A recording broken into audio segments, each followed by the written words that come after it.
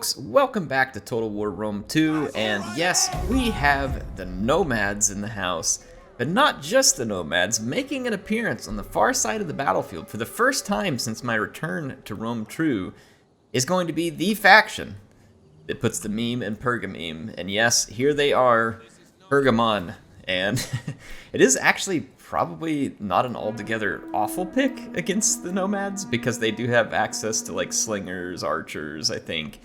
And then they've also got all of these Thurio spears. Look at this formation. I love it. Oh man, so there's Picked Peltist here as well. So let's go through some of the Pergamon units because we haven't seen them in a while. The Picked Peltist are basically like an elite Peltist unit.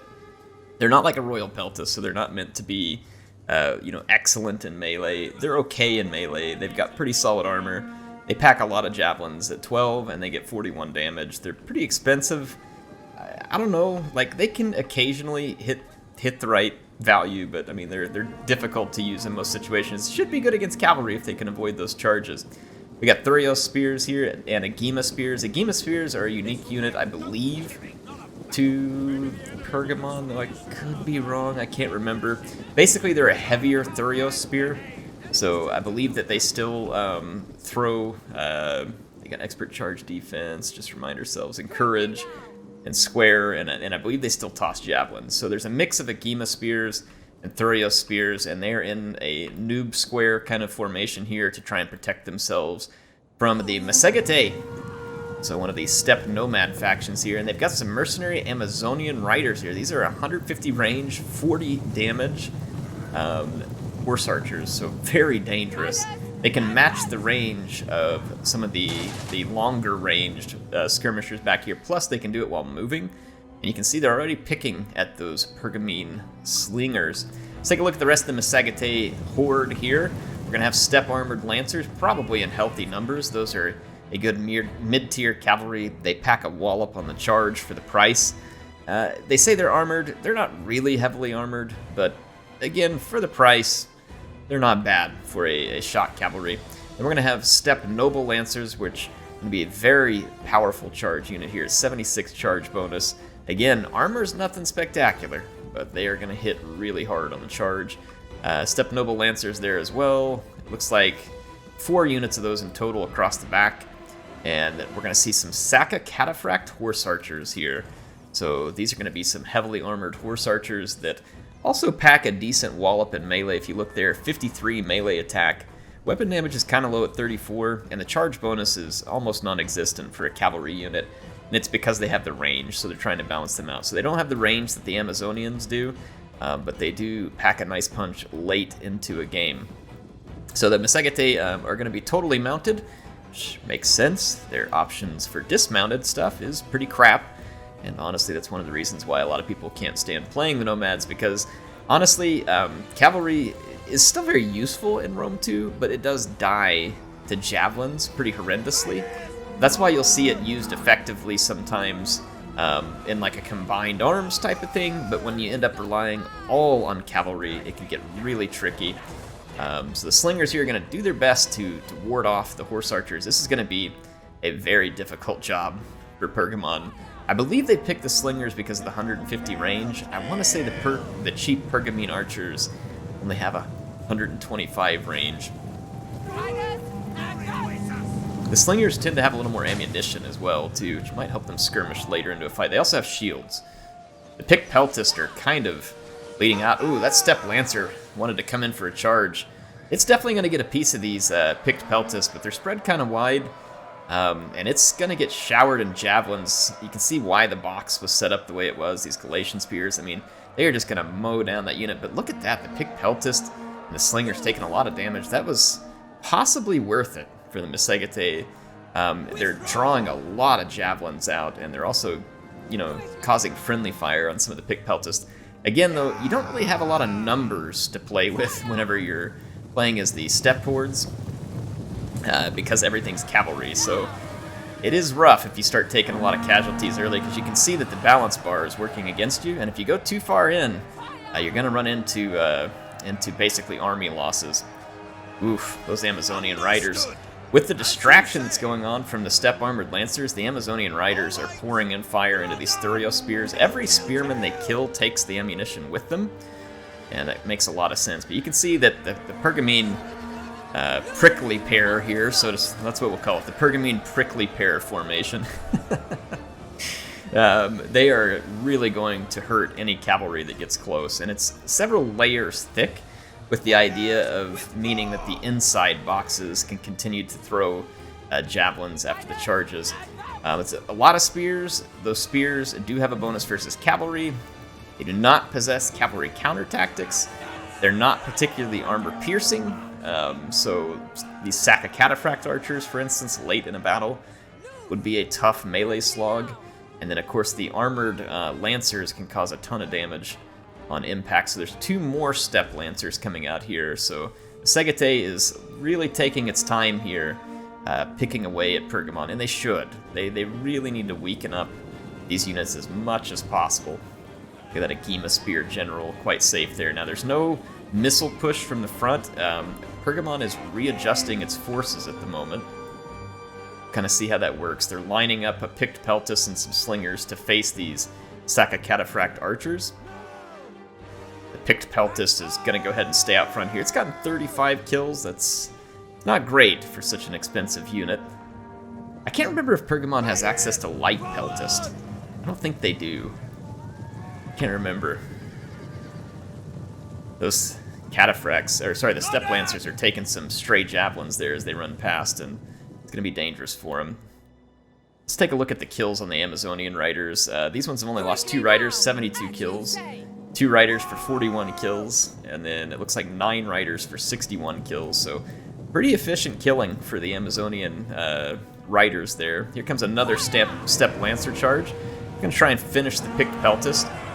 I don't know how much ammunition all these Agema and Thurio Spears are going to carry, but it is limited. And if it gets wasted on Steppe Lancers, that will of course pave the way for the Saka Cataphract Archers and Noble Lancers to be more deadly late in the game. That said, that is still a lot of spears to chew through. Cavalry, it will take a lot of really nice cycle charging. Especially these formations here do make it more difficult for the spears to be broken. However, I think anytime Fire at Will is on, I don't think the unit can brace. So when you do see a charge into these squares, I don't necessarily think that they get braced. It says it increases bracing. I don't know 100% like whether it increases bracing when they're on Fire at Will or if they have to be off Fire at Will. I wish I knew that. If you think you know the answer, or you do know the answer because you've looked at the game files, I would be very curious to know that. It looks like the picked Peltist are going to be a target for the Steppe Lancers. They continually charge at them, probably hoping to hit slingers as they push through it. This unit got utterly wasted. Wow, that Steppe Lancer got annihilated. Just completely annihilated. However, a lot of picked Peltis still went down there, some of them in friendly fire. But, I mean, they annihilated a Steppe Lancer. They're going to get some javelins off on the Saka Cataphract Archers. That's actually pretty great for them. Those are expensive cavalry, the more they can start running them down. And that was a nice charge there. Those Lancers are going to connect. They're going to kill a lot of those picked Peltis there. They're going to die, of course, like the other units that came before them. And we're seeing the Slingers start to be cut down in numbers. There's only a couple of units left. So, not great if Pergamon runs out of Slingers. They'll just have to sit here and take it, which would not be pleasant. So they'll want to keep as many of those Slingers alive as they can and continue to return fire. Make the Masegete basically pay a hit point price that is too great for them to endure. That's the objective when you're playing these games of attrition against the Nomads, is you have to make them pay too many hit points to make it worth their while. Now 30 of these Amazonian Riders are dead. That's pretty awesome for the Pergamenes here. But those Amazonian Riders are putting a pretty steady shower of fire in there, and they are killing a fair number of Pergamenes. The balance of power, though, is still heavily in favor of Pergamon, and I totally understand why at this point. That can change relatively quick, though, based on a few factors. The Saka Cataphract Archers are going to ruin those picked Peltist. Get rid of them. Let's see how many Steppe Lancers. I see 2 more Steppe Lancers here. And then some Nobles. There's 4 Nobles, 2 more Standard, and then the Saka Cataphracts. So both factions have taken some losses. may have just nudged a little more for Segate. Okay, they're now in a Cantabrian circle formation. This is supposed to make them a little harder to hit, though I think it slows their fire rate. I could be wrong. Let's take a look at that real quick.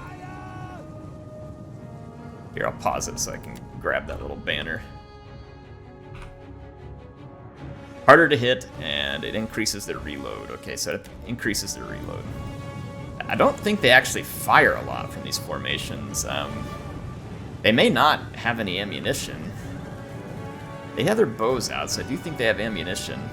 This could just be an attempt to get the slingers to waste some ammo here by running in the Cantabrian circle. Oof, those cataphract archers. They are pouring it in thick. Quickly, no! Riders! Alright, ooh, yeah, the Amazonian riders, I mean, surely they're out of ammunition if they're running this close to the line. They don't have daggers out, but that was probably, they were out of ammo, and that was probably a javelin bait right there. Basically bait all the javelins out with the units that can't get the job done in melee, and then lessen the pain for the more expensive units would be my guess. So we're going to see the Saka Cataphract Horse Archers kind of spend their ammunition at this point, and then we should start to see some charges because Masegate are going to have nothing left. I mean, they're attacking right now. Like, they're doing what they can to attack. There are still javelins coming in from these spear units. That is a lot of javelins. This is what I expected when I saw that Pergamon was going up against Masegate. Honestly, this is what I would do. If I was playing Pergamon against the Masegate, I would certainly be bringing plenty of Thurio spears and Agema spears and trying to make life miserable, because javelins are extraordinarily effective against cavalry. In Rome 2, they are just the bane of cavalry. In fact, we're going to see the spears being picked at now by the horse archers. This makes sense. They're going to be the worst to fight in the long run. All right, here comes the first armored lancer charge. Now remember, armored means 40. So the fact that they don't have a lot of armor does make them significantly more vulnerable to not just the javelins, but also to the spear attacks. And those guys, they did get 50 kills. That's a lot, but they also took, like, basically 33% losses. Comes another Step Noble charge. It's going to get a lot of kills. It's going to eat some javelins and be pushed back. That one ate less javelins. Here comes a second charge. So we're seeing the Lancers coming through here, trying to soften things up. Another Lancer charge, 33 kills, 35 kills. These ones got away a lot cleaner. The amount of javelins coming in from the square formations has lessened a bit, but there they came late, and boy, that unit paid for it. You can see the power bar tilting a little bit more towards the Masegate now because they're actually killing some of the Pergamene spears, and then as the ammunition runs out, that should also play a role. Get a nice raised banner here, which is going to increase the size of the area of influence for the general. It's also going to increase melee defense, so that's going to be frustrating for the cavalry units. We're going to see these Lancers basically cycle charge until they can't cycle charge anymore, because that's how they get their damage. You can see when they hit that square there. That did... Okay, there came the damage. It came late. Dang. Yeah, they got 20 kills late off of that. Let's check. Let's watch this one. Was at 55. It dropped pretty hard, so those Step Lancers charge bonus is definitely paying some dividends, and again, that's why you're seeing this equalize a little more. Meanwhile, the Cataphract Archers are just able to park and start picking at high-value units like the General here, and should they kill the General, and someone told me how to see this. It was like, click on him and then see if the portrait or something comes up. I don't think you can do the portrait in the replay. Yeah. Anyway, if the General dies, it'll usually say it here, but these guys are not loving life right now. So there's going to be more charges. As the Saka Cataphract Archers run out of ammunition, they're going to charge in as well. They have a brutal melee attack, but they don't really have the charge bonus. But, I mean, they're a cavalry unit. They still impact with some mass, I would assume, that has some effect on the fight. Here they come. And we'll kind of see how this plays out. It's still slightly in favor of Pergamon according to the balance of power, but that has been changing ever since the melee started. These Thurio Spears are going to charge into those Cataphract Horse Archers. Now, they have 90 armor. They will be a lot more difficult for these Spearmen to pull down. I like how these Agima Spears have turned to face the Horse Archers at this point. It does make them vulnerable to a rear charge, but they were getting brutalized by the Horse Archer fire there. This is a tough way to fight whenever you're playing against the Nomads. It requires a lot of patience. It requires you to accept the fact that you're going to take heavy casualties from range, and basically you're just hoping that it pays off late into the game. These units are a little bit far apart at the moment, and this is allowing some of them to start to get picked off. But of course, moving to reinforce is going to make you vulnerable to a rear charge, and packing your units really tightly from the get-go gives less room for your own skirmishers, and then also gives you the trouble of just not having room to act. And every missile that misses is more likely to hit because you've got a dense formation of your own men. So let's see here. The Steppe Noble Lancers, these ones are close to death. Starting to see some wavering here for Pergamon. They might break. This is going to be the toughest part of the fight for them. They're going to be getting hit from every flank. There comes that's what I was hoping to see from Pergamon, an attempt to keep the leadership alive here and to outlast this final assault from the Misegate. So, like I said, that's all they can hope for here, is to just outlast this. And having the square, having the rally, those were both solid moves to try and keep their men in the fight late. It's still showing the balance of power pretty even. Just about anything can go one way or the other here. The Pergamene general, it still has not showed here the message that he's dead. And I'm not seeing that general died anywhere else. And speaking of, I think Agima Spears are probably disciplined. But I don't know. They are disciplined. I'm not sure about Thurio Spears, which means that they'll have less of an impact if the general dies. The general's now actually fairly safe. Look at that. That's a flaming arrow shot there. So the Misegate took a little bit from that, but they're hoping, yep, and so we do see lower morale here. Attacked in the rear. That may do it. That one volley of flaming arrows saved late. Yeah, it's going to do it. So Pergamon's morale was on that much of a knife's edge. It was in the green. They got hit with that flaming arrow. They got hit with some rear charges, and it just crumbled. So I think that was a good fight by both players. It is a tough fight. It's a tough fight for both players in this case, because when you're playing as the Nomad faction, you have to be, again, very patient. You have to take your time to skirmish. You've got to make sure your skirmishers don't get out of position. You have to, use your units effectively. The Steppe Lancers here got almost no value in terms of what you're going to have, we've got Steppe Armored Lancers, Steppe Lancers. It's going to look like they didn't do much, but they actually kind of did. And it's because they absorbed an absolute crap load of javelins off all these spears. And had they not done that, the more elite cavalry at the end would have died. So this was definitely a game of attrition, one that did not look great for the Misegate initially, according to the power bar, right? But that ultimately did end up in their favor. But at the same time, Connie here playing as Pergamon, I think that's Hotel Soap if I remember right, who's also sent me replays. This is Soul and Hotel Soap. It's a great fight. It's a tough fight. Pergamon is definitely not a power faction by any stretch of the imagination. They do have some interesting anti-cavalry tools at their disposal. We saw a lot of those on display, and it was almost enough to outlast the Horde in this case.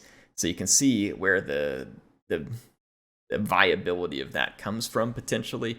But in the end, it's a tough fight. Anyway, great game to both players. Appreciate them supporting me by sending in these replays. I hope you all are enjoying the replays.